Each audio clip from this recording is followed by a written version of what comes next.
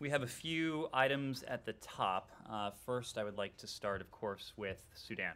The United States condemns the actions taken overnight by Sudanese military forces. The arrest of civilian government officials and other political leaders, including Prime Minister Hamdok, undermines the country's transition to democratic civilian rule. The civilian-led transitional government should be immediately restored. It represents the will of the Sudanese people, as evidenced by the significant, peaceful demonstrations of support on October 21st. We recognize the legitimate grievances about the pace of the transition, but Sovereign Council Chair Burhan's dismissal of government officials and dissolution of government institutions both violate Sudan's constitutional declaration and abandon the democratic aspirations of the Sudanese people. Military officials should immediately release and ensure the safety of all detained political actors, fully restore the civilian-led transitional government, and refrain from any violence against protesters, including the use of live ammunition. Any change to the transitional government by force risks assistance in our bilateral relationship more broadly. In light of these developments, the United States is pausing assistance from the $700 million in emergency assistance appropriations of economic support funds for Sudan. Those funds were intended to support the country's democratic transition as we evaluate the next step for Sudan programming. Next, today, the White House and CDC announced details of the new vaccination policy that will go into effect for international travelers on November 8th. As of November 8th, foreign national air travels to the United States will be required to be fully vaccinated and to provide proof of vaccination status prior to boarding an airplane to the United States. This policy puts public health first. It is consistent and stringent, protecting U.S. citizens and residents as well as those who come to visit us. Because it puts public health first, exceptions to this policy will be extremely limited. Primarily, children under the age of 18 and certain individuals from countries where vaccines are not yet readily accessible. Those who are eligible to travel but not yet vaccinated will need to provide proof of a negative COVID-19 test within 1 day before their flight's departure. For those who are vaccinated, the testing requirement remains 3 days before their flight. And that testing requirement applies to everyone, not just foreign nationals, but also U.S. citizens and lawful permanent residents. So please, everyone, make sure that when you're traveling internationally, you take your proof of vaccination with you. You'll find many more details in the documents published by the White House and CDC today, as well as on our website, travel.state.gov. In the next 2 weeks, we'll work with all of you and with the travel industry stakeholders to make implementation of this policy as smooth as possible for everyone. But beyond the logistical details, we want to emphasize that this policy will allow the resumption of international travel for those who are fully vaccinated. Families and friends can see each other again. Tourists can visit our amazing lands and amazing landmarks. This policy will further boost economic recovery, and its impact will be widespread across the United States. We're excited to see this go into effect. And finally, since the beginning of this administration, you've heard the Secretary acknowledge we are in a fundamentally new era in global affairs, a world in which the climate crisis, global health, and emerging technologies will increasingly be at the core of our common endeavors with allies and partners, as well as our competition with rivals and adversaries. The power and purpose of American diplomacy will be even more critical to safeguard and accelerate our domestic renewal and deliver on the needs and aspirations of the American people. As one element of our broader State Department modernization effort, we undertook an extensive review of cyberspace and emerging technology policy and organization. That team, led by Deputy Secretary Wendy Sherman and Deputy Secretary for Management and Resources Brian McCune, consulted widely with outside experts, former government officials, partners in government, and with members of Congress and their staffs. The review is now complete, and the Secretary has reviewed the findings carefully and decided to pursue a couple of rather historic changes. Pending consultations with Congress, we plan to establish a Bureau of Cyberspace and Digital Policy, led by a Senate-confirmed ambassador at large, which will focus on 3 key areas: international cyberspace security, international digital policy, and digital freedom. This will integrate the core security, economic, and values components of our cyber agenda. We also plan to establish a new special envoy for critical and emerging technology to lead the immediate technology diplomacy agenda with our allies, partners, and across the range of multilateral fora. Secretary Blinken will deliver remarks on this and the broader modernization agenda at 11:30 a.m. on Wednesday, this coming Wednesday, October 27th, 2021, at the Department of State's Foreign Service Institute. I hope many of you will certainly tune in. So with that, I'm happy to turn to your questions. Thanks. Just on that last one, didn't the previous administration try to set up the same kind of thing, and you guys put the kibosh on it? So Matt, this is quite different. So what the previous administration set up, what they proposed, I should say, was to create a bureau that would be responsible for the national security aspects of cyberspace security and security-related aspects of emerging technology. The Cyberspace Security and Emerging Technology Bureau would have been placed under the Undersecretary for Arms Control and International Security. So this is a very different structure. This is a bureau that is focused on the issues that are most critical to cyber, to emerging technologies, but also with a cyber envoy attached separately. Well, okay, but it just seems like it's the same kind of additional layer of bureaucracy that you guys didn't want to when it was the last administration's idea, and now, I mean, what difference does it make which Undersecretary of State it reports to? It would still be led by its own Senate-confirmed Assistant Secretary, right? I just don't understand what. So suddenly you see value in this? Well, we've always seen value in prioritizing cyber and emerging technologies. The point we have made is that even with the creation of this new bureau, even with the creation of the new cyber envoy, these issues are going to be pervasive across the department, across the government. So it's not going to be squarely confined, solely confined to one bureau, to one special envoy, but we do see tremendous value in ensuring that we have a bureau that is focused on these issues squarely, on some of the most important elements of these issues. The Bureau of Cyberspace and Digital Policy that will include 3 subunits focused on international cyberspace security. That's cyber policy and negotiations, cyber deterrence, cyber operations and capacity building, international digital policy. And so that includes, for example, engagement with the ITU, standard-setting bodies, promotion of trusted telecom systems, digital technology tracks and multilateral agenda, and digital freedom.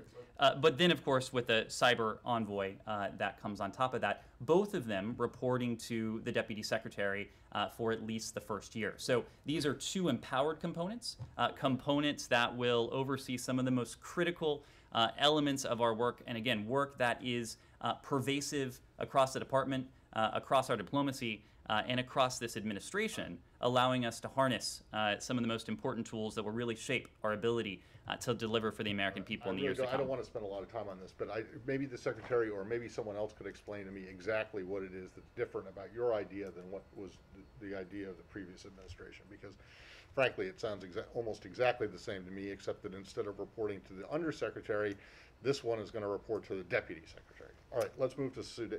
So perhaps we can get an answer as to how this is different and why this is better, you think, than the previous idea?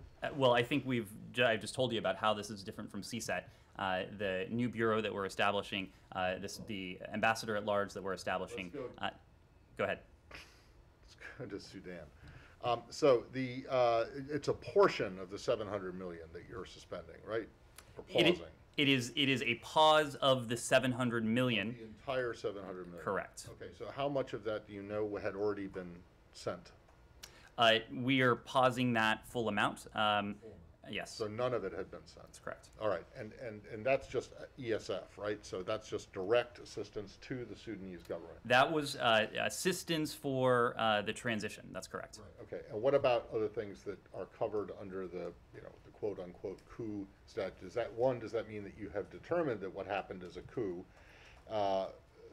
And secondly, is there anything else that's been suspended? Usually IMET, a non-humanitarian stuff gets suspended. Has any of that been done too? Well, so let me make a couple points. One, we're in the very early hours of this, and we are watching very closely. We are making clear where the United States stands. We are making very clear not only where we stand, but our international partners have done the same. We have seen statements from the UN Secretary General. We've seen statements from the EU, from Joseph Borrell, from the Arab League, from the AU, from France, from Germany, from the UK, from any number of international allies and partners echoing many of the same points. So we are closely monitoring the events in Sudan, but most importantly, the actions to seize power are an unacceptable contravention of Sudan's constitutional declaration, which is the agreed framework for the transition as well as the democratic aspirations of the Sudanese people. Now, the question about a coup determination, as you know, when these events transpire, we typically do undertake a coup determination. However, Sudan has been subject to the military coup restrictions since the 1989 coup by the Bashir regime, and it will continue to remain subject to that restriction until the Secretary determines that a democratically elected government has taken office. Okay. Does any of what you're considering, will any of what you're considering to do, unless of course things change, affect the state sponsor, the rescission of the state-sponsored declaration, or the compensation that the Sudanese had been paying or did pay or in the process of paying for the 98 embassy bombings? Is any of that affected or potentially affected? Potentially, of course. Our entire relationship with this entity in Sudan will be evaluated in light of what has transpired, unless Sudan is returned to the transitional path. That is what we are calling for. The civilian-led transitional government should be immediately restored because it represents the will of the Sudanese people. You don't have to take our word for that. You can look at the outpouring of support that the transitional government has received, including in recent days. The peaceful protests across the country, where hundreds of thousands, if not more, turned out to show their support for their transitional government. So we are very much standing with the people of Sudan. The people of Sudan have made clear their aspirations for the continuation of transition to democracy, and we will continue to support that, including, if needed, by holding accountable those responsible for these anti-democratic actions. All right, last one. Ambassador or Special Envoy Feltman was there just yesterday and met with both Hamdok and Burhan. Should we take it from the fact that this happened even after he was there, urging calming of the situation and reconciliation, that his advice, at least to Burhan, was not heeded, and or was he given a heads up that they were going to go ahead and do this regardless of the message they were getting from the U.S.? To be clear, we were not given any heads up about this. Clearly, an action like this is something that the United States would and now does oppose and condemns in the strongest possible terms. As you know, Ambassador Feltman has regularly traveled to the region. He has consistently engaged with the Prime Minister, with other actors in the Sudanese political system. His recent trip there was in furtherance of that. Humayra. A couple of practical questions on Sudan. Does the United States have an idea on the whereabouts of Prime Minister Hamdok? We have not been in touch with the Prime Minister. We have not been in touch. Can you verify the casualty numbers that's been out there? We've seen the reports of the use of live fire. As we said, violence on the part of the regime is something we condemn in the strongest terms. The regime must not resort to violence against peaceful protesters.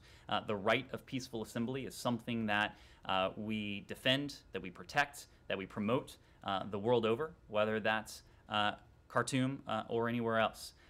So again, we have made very clear where we stand. There needs to be a return to the civilian-led transitional government. The military is responsible for the health and the safety of the Prime Minister and the others in their custody. The military must not resort to violence. Peaceful assembly, the right of peaceful assembly, must be protected. And again, a full restoration of the civilian-led government is what we are supporting. It's what the people of Sudan aspire to as well. A couple of more quick ones. Have you gotten in touch with the military, or is someone from the U.S. side in any way in communication with the military? So we have been in close touch with partners and allies, both in the region and well beyond. We are very closely coordinating our messaging, our approach, our actions vis-a-vis what we've seen transpire in Sudan over the past 16 hours or so with our partners, friends, and allies in the region and well beyond. And if it would be constructive for us to be in touch with actors, including elements of the military in Sudan, we would do that, but I'm not going to read out any of those overtures or diplomatic conversations. My final one on Sudan is a little bit of a follow-up of Matt's question. So there was a statement from Hamdok's office from a senior official basically saying the military carried out the takeover despite the positive movements towards an agreement after meetings with Jeffrey Feltman. So does the United States have an understanding of what went wrong there and what happened that derailed these positive movements? Again, we did not receive any sort of heads up from the military that they would be undertaking these anti-democratic actions. Okay, let me paraphrase then. Did the ambassador or did Jeffrey Feltman have an understanding or have a sense of things turning for the worst after his meetings? In recent days and for quite a while now, you have seen us engage with the civilian leadership, with the military leadership, in an effort to improve relations within the civilian leadership and between and among the civilian leadership and the military leadership. That has long been an objective of ours to try to solidify Sudan's transitional path to democracy. Obviously, this is an action that moves it in the wrong direction, in the opposite direction. It is not something that we were apprised of beforehand by anyone, and we would have made very clear of the profound implications that any such move would have, and now that such a move has had. Yeah, please. Are there specific consequences for the military should there be violence against protesters? Have you made that clear to them? And then secondly, you talk about coordinating with other countries, but are you worried that Egypt, which is a neighbor, is playing a different game there? Well, when it comes to what we have made clear, we have made very clear, including in the topper I read just a moment ago, that military officials should immediately release all detained political actors. They should fully restore the civilian-led transitional government. They should refrain from any violence against protesters, including the use of live ammunition. We will, and we already have, including with the pause and the $700 million of assistance, hold accountable those who are responsible, including those who may be responsible for violence against peaceful protesters. We're not going to preview policy actions that we might take. Again, it's very early hours. We are watching very closely to see how the military responds, to do everything we can to see to it that the military respects the right of peaceful assembly, and ultimately to see to it that the military respects the aspirations of the Sudanese people to restore the country's path to democracy. So again, we have made very clear where we stand. Our allies, including the UN, including several of our European allies, including the Arab League, the AU, and others, have made very clear where they stand. And we stand together on this. And together we've sent a very clear message to the military about what they should and what they should not do. Kylie. Just to $700 million in economic assistance that's paused. In order to get that pause lifted, does the country need to restore a civilian-led government, or is there parts that could be lifted if they take certain actions? What does that look like? Well, again, I'm not going to negotiate with the military from the podium. We have made very clear what should happen, what needs to happen. Our allies and partners have made very clear what should happen and what needs to happen. The release of all those detained, the political actors who have been detained, the full restoration of civilian-led transitional government, and refraining from any violence against those who are exercising the right to peaceful assembly, a right that is as valid in Khartoum as it is anywhere else in the world. How long is the U.S. willing to wait? Again, we are watching very closely. It is very early hours, but again, the United States will not hesitate to hold accountable those who are engaged in violence, those who are responsible, who may be responsible for derailing Sudan's path to democracy. But Are sanctions on the table? I would say Could they come back as quickly as they were all lifted? measures to hold accountable, if appropriate, those responsible for what we've seen and for anything that we may see that is an affront to the rights, to the aspirations of the Sudanese people. We will consider all appropriate measures to respond to that. Well, wouldn't it be considered appropriate to reimpose some of these sanctions right away, given that they are violating the spirit of the Juba Accords? Rosalind, it is very early hours. This happened overnight. We are evaluating the situation on the ground. We are watching very closely. We are communicating and coordinating very closely with our allies and with our partners around the world. So I don't want to get ahead of where we are. But suffice to say that we are willing to resort to any and all appropriate measures to hold accountable those who may be attempting to derail the will, the aspirations of the Sudanese people, and those who may be responsible for violence that we may yet see. Why is the embassy cautioning Americans to not try to leave the country, to not go to the airports?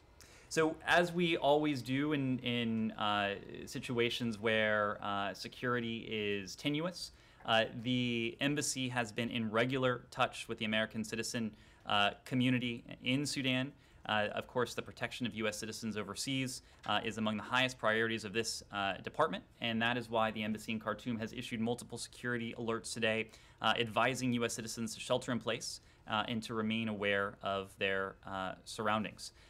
We will continue to be in touch with American citizens in Sudan as the situation continues to unfold. Connor. And then the last one for me, in terms of humanitarian aid, is it possible for USAID to continue its aid mission right now, given how precarious the security situation is? We have been very clear in different contexts, including in recent days alone, that bilateral assistance, bilateral support is very different from humanitarian assistance.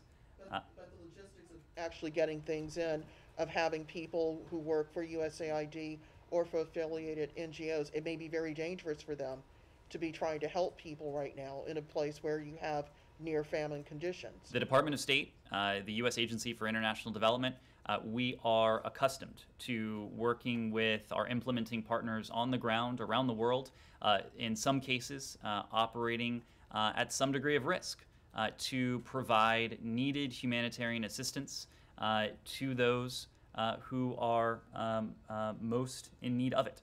So we will continue to do that.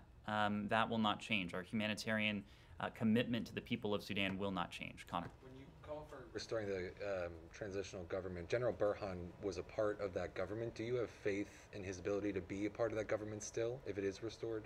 Well, again, I don't want to get ahead of where we are. I wouldn't want to offer an opinion of a makeup of an entity that currently doesn't exist in that current form. When you call for it to come back, then what would it Well, include? the transitional government had both civilian and military elements. As of just a few hours ago, many of those civilian leaders are in custody, reportedly in custody. That must change. The military must restore the civilian-led transitional government. The transitional government was civilian-led. That was the key. Right now, that government appears to be led by the military. Is Special Envoy Feltman still in the region? Was he? He's still in the region. Was he on the ground when this unfolded? He had already left by the time this transpired. He is in the region. He has been coordinating with our allies and partners this morning. The secretary was briefed first thing this morning on the overnight developments. Ambassador Feltman, Assistant Secretary Fee, and others gave him a comprehensive update of what had transpired overnight, what we knew, what we were doing, and what we would be doing going forward. Yes. Sure. Sorry, on the coup determination. So because there already was one in 1989, you don't have to make a determination about this one? That's right, because we were already operating under the coup restrictions that were in place from the previous regime, the Bashir regime, coming to power in 1989. Those coup... Make one about whether or not, what has unfolded is a coup? Well, again, we were already operating under those coup restrictions. That determination was made in the aftermath of the 1989 emergence of the Bashir regime. And so this was, I'll make the obvious point that the transitional government was not elected. Those coup restrictions were still in place. Those coup restrictions will continue to be in place until we see a transition to democracy in Sudan. But I'll make one other point that I think is not irrelevant to this. As you all know, in similar cases, we do undertake a coup determination. In some instances, those can take some time to study what has transpired. In this case, it is not so much a legal question, it is a policy question. And with all due deference to my legal counterparts, policy can sometimes move faster than the speed of law. And so already this morning, we have spoken to a pause of that $700 million that was to assist the transitional government. This gives us the ability to enact measures with some degree of alacrity, given what we've seen. Does that mean that there was because they were still under the 89 restrictions, does that mean there was no IMET to be suspended? No anything. The only money they were getting was $700 million plus humanitarian assistance. Every form of bilateral assistance was done pursuant to the notwithstanding authorities in the coup determination. So there really isn't anything other than the $700 million in ESF that you're able to suspend. There may be other forms of bilateral support, other forms of bilateral assistance. We are taking a close look, not only at what has transpired, but a close look at any and all forms of support that we have provided to the transitional government to determine what might be appropriate given what has transpired and what might be appropriate given what may transpire in the coming days. I'm just confused. To clarify, restrictions aside and aid aside, does the United States currently consider what happened overnight a coup? We consider it to be a military takeover. Which is a coup? A coup is a legal determination that the department makes. We are not undertaking such a determination in this case because we were already operating under the auspices of the previous coup designation dating from 1989. Yes. Does that previous designation have to be lifted? For what to happen? Well, I guess just to make the point really crystal clear, you said a moment ago the transitional government was not an elected government. So does that mean that in order for the 1989 designation to be no longer relevant, that there would have had to have been a free and fairly elected government in place in order for what happened today to now be considered a coup? The coup restrictions that date to 1989 would remain in place until the secretary were to determine that a democratically elected government had taken office. Okay. Francesca. Follow up on humorous question. You said you have not been in touch with the Prime Minister Hamdok. Have you tried to and not been successful?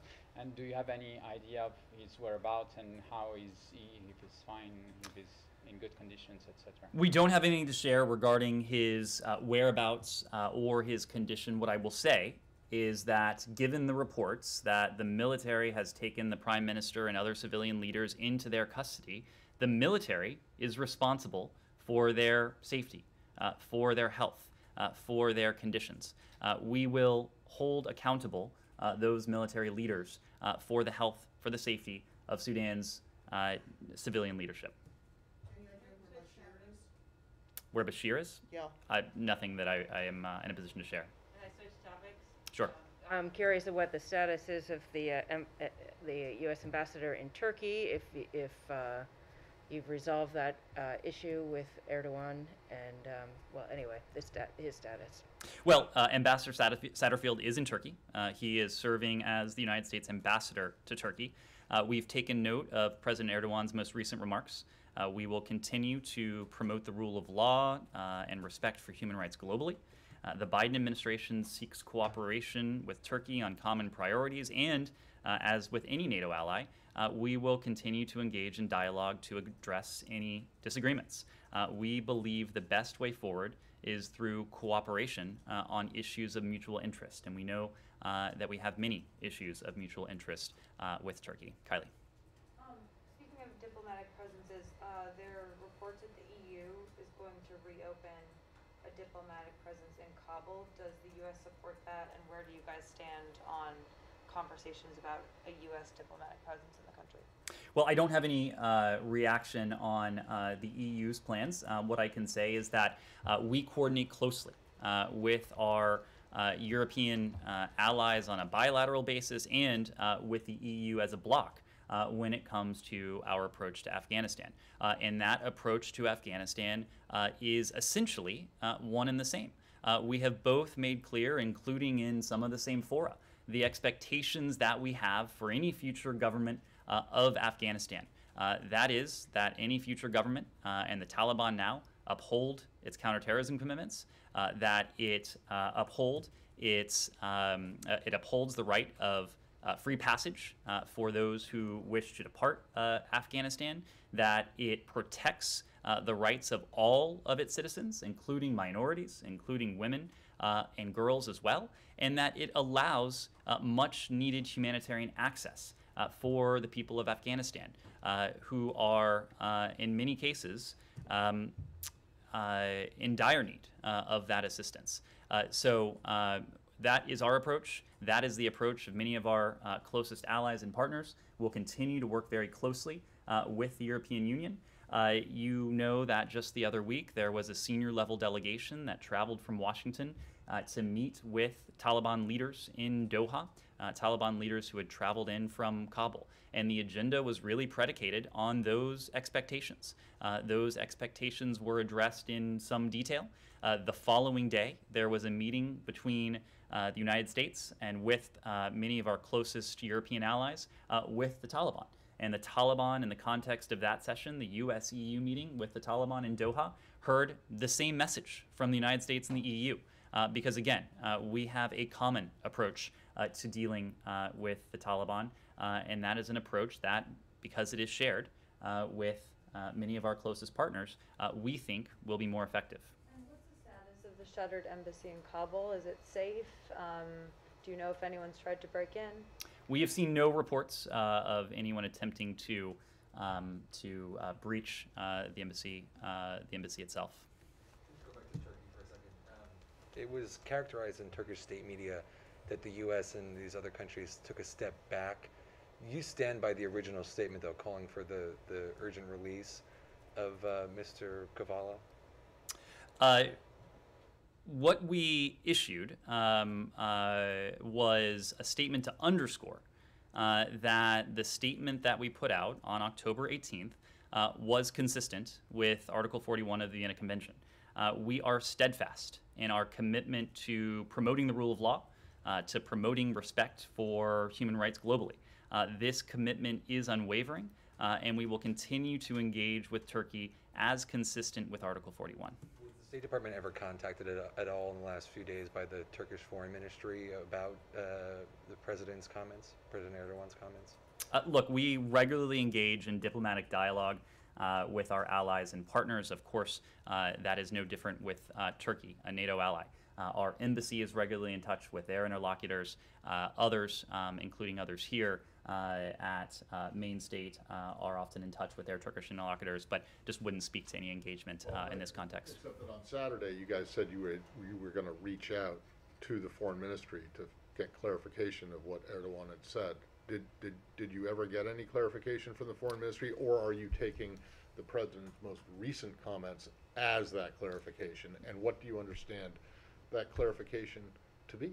The president's most recent comments were clarifying.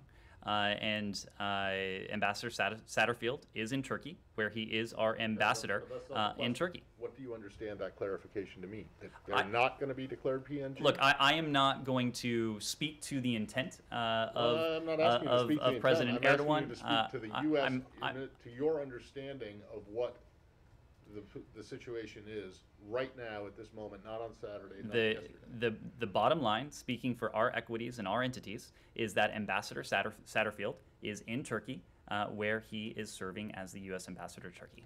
Something on that. So, is it fair to say that you guys don't agree with Turkish President Erdogan's characterization that this is a step back? What we issued was was to underscore that the statement that we issued with 9 other embassies on October 18th, that very simply, it was consistent with Article 41 of the Vienna Convention. The principles that we have put forward in the context of Turkey and also around the world, those are principles that we are committed to. Will you continue to ask the Turkish government to implement the judgments of the European Court of Human Rights decisions or not in the context of this? We are as committed to human rights in the context of Turkey as we are anywhere else around the globe.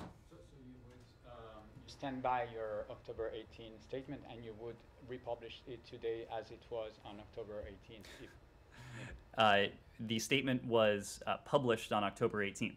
That was less than a week ago.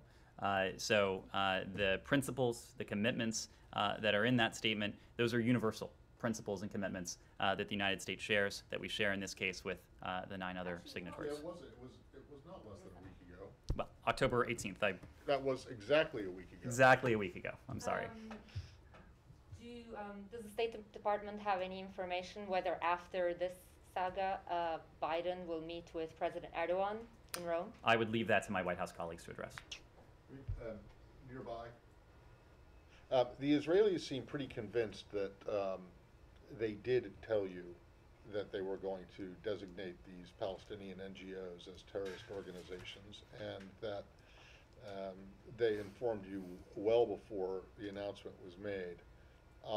Is that correct, or is there a miscommunication someplace? Well, Matt, we had an opportunity to discuss this on Friday. We believe that respect for human rights, the fundamental freedoms, and a strong, independent civil society, we believe they are critically important to democracy and to responsible and responsive governance. And so we are currently engaging our Israeli partners for more information regarding the basis for these designations. At this time, we would refer you to the government of Israel for an explanation of their rationale for making these designations. Okay, but that's not my question. I'm not asking you for an explanation of why Israel did it. I'm asking you if you were or not actually told about these designations before they were made. Matt, as a matter of course, we just don't get into... Yeah, but on Friday you said that you hadn't been told, that you were not informed. So the Israelis dispute that and said on Saturday in a public statement that they had told you. And now they're sending a delegation here to further, according to them, to further explain and inform to you. And so was it... We look forward to hearing more details from this delegation. Okay, I know that... But go ahead. I know that we will be receiving that delegation and hearing what they have to say. But it is to the best of our knowledge, accurate that we did not receive a specific heads up about any forthcoming designations. Okay, well, what does that mean? I mean, you personally did not get one, or that this building did not get one? Because they insist that they told you, and it was during, you know, when We the look form forward to engaging with the delegation to hear more about it. So China and Russia held their first joint naval exercise in Sunday, so they just circled around Japan. Do you have any comment on that? I don't. You don't? Why? So can I ask, so how does the State Department assess their, like, objectives? Look, I'm going to leave it to you to ask both Beijing and Moscow about the objectives of any cooperation between them. We are fortunate, and one of the core sources of strength that we bring to all of the challenges we face, including our efforts to reinforce and to uphold a free and open Indo-Pacific, is our system of partnerships and alliances, a system of partnerships and alliances that is unparalleled. It is, again, something that is the envy of countries the world over. We are very honored to have many countries, partners, allies who work with us closely, including on issues of a free and open Indo-Pacific. When it comes to other countries' cooperation with their partners, I would leave that to them to characterize. Yes? Do you have any deadline for the military officials to reinstate the civilian government, or they have an open-ended time? We have made very clear what we believe should happen. And not only what we believe should happen, but what any number of countries the world over have made clear should happen. And that is an immediate release of detained political actors, a full restoration of the civilian-led transitional government, refraining from any violence against protesters, including the use of ammunition. All of these things are tremendously important to the United States. They are tremendously important to the relationship that any relationship we might have going forward. But again, the immediate release of all detained political actors and a full restoration of the civilian-led transitional government is something that we are calling for and that our allies and partners are calling for as well. Yes. Please. Joel. Yeah, just wanted to go back to China, Taiwan actually. On Friday, you were asked about President Biden's comments when he was asked, can you vow to protect Taiwan, and are you saying that the United States would come to Taiwan's defensive attack? And he said yes to the first, and said yes, we have a commitment to do that. Then you said that the president was not announcing any change in our policy, and there's no change in our policy, and the U.S. defense relationship with Taiwan is guided by the Taiwan Relations Act. The relevant part of the TRA says that the president will inform Congress if there's any threat, and then the president and the Congress shall determine, in accordance with such constitutional processes, appropriate action by the United States in response to any such danger to Taiwan. So, does the Biden administration interpret the TRA as a commitment to come to Taiwan's defense if China attacks? President Biden is deeply committed to the Taiwan Relations Act. It is an act that he voted for as a senator at the time. It is a key element of our approach to Taiwan, to cross-strait relations. Two principles that I would highlight of the TRA. One is that the United States will continue to assist Taiwan in maintaining a sufficient self-defense capability. Another is that we would regard any effort to determine the future of Taiwan by other than peaceful means as a threat to peace and security of the Western Pacific and of grave concern to the United States. That has been our policy. That is our policy. There is no change in that policy. Right. I just wanted to drill down specifically, though. Like, was the president's comment in that town hall an exposition of the administration's interpretation of the TRA, or was that a statement that does not, or does the statement that we have a commitment not reflect U.S. policy? The president was not announcing, as we said, any change in our policy, and there is no change in our policy. We are committed to our One China policy, which is itself guided, as I said before, by the Taiwan Relations Act, the 3 joint communiques, and the 6 assurances. Sorry, go ahead. No? Speaking of the One China policy, you announced this working group meeting with Taiwan about their international space. The PRC is displeased by this meeting, and we've heard from the Foreign Ministry and also from the recent Chinese ambassador to the U.S.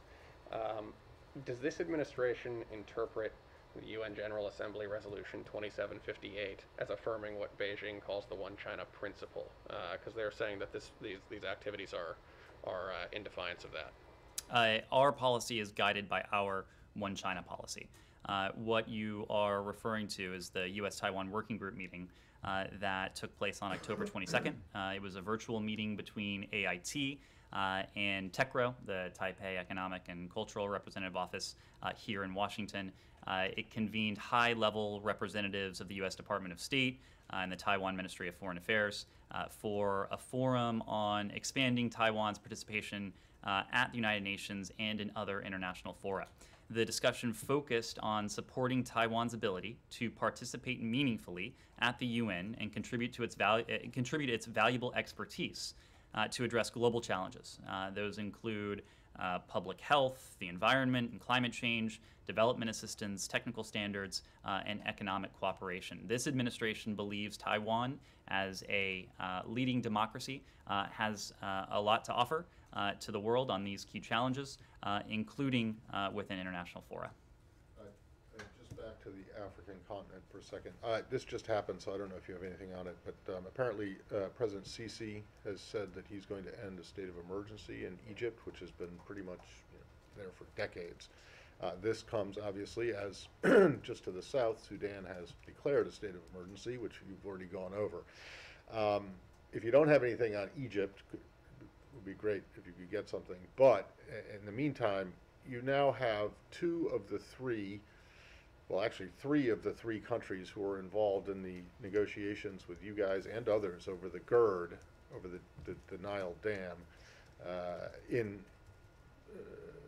if not crisis, not in great graces with the U.S. Obviously, Sudan, Ethiopia is facing potential sanctions for the situation in Tigray, and Egypt, obviously, there's the human rights concerns that have always been there. But anyway, so do you think, or is there any concern that negotiations over the GERD, over the dam, would be affected, or at least your involvement in them would be affected by developments specifically in Sudan, but also Ethiopia and Egypt? When it comes to the GERD and the implications owing to what we've seen in the past 12 to 16 hours here, it's just too early for us to offer a reaction there.